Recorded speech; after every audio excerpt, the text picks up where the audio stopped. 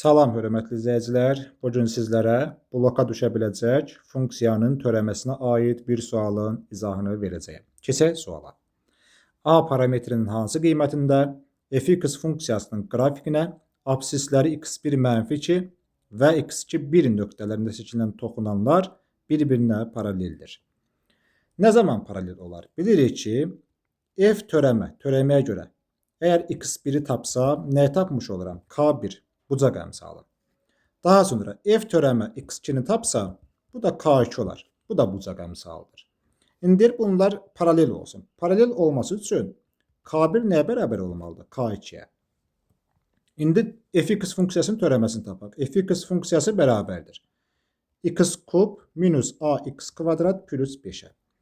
F törəmə x bərabərdir x kub minus ax kvadrat plus 5. Bunun törəməsi. X kubunun törəməsi 3x kvadratdır. Minus x kvadratın törəməsi 2x'tir. Yəni ki 2ax. 5'in də törəməsi sabitdir. Bu 0'dır. Deməli f törəmə x bərabərdir 3x kvadrat minus 2ax olar.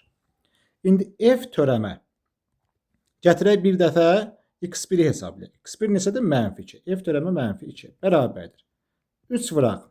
-2'nin nəyi olur? Kvadratı olur. Minus 2a vurulsun. X'in yenə -2 yazdıq. 2'nin kvadratı, -2'nin kvadratı müsbət 4'ü. 3'ə vuranda elədi 12.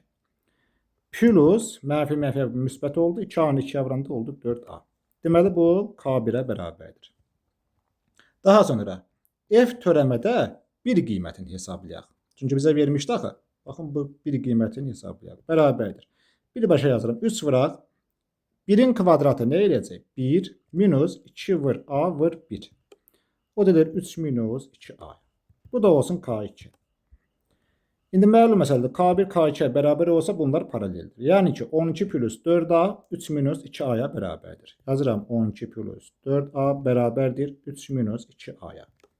Buradan tənliyi həll edək. 4a üstə 2a edir 6a bərabərdir 3 minus 12 edir -9. A da bərabərdir -9 böl 6. X'lər eləsək 3'ə -3 bölünsün 2 və yaxud da -1,5. Deməli doğru cavabımız -1,5'dir.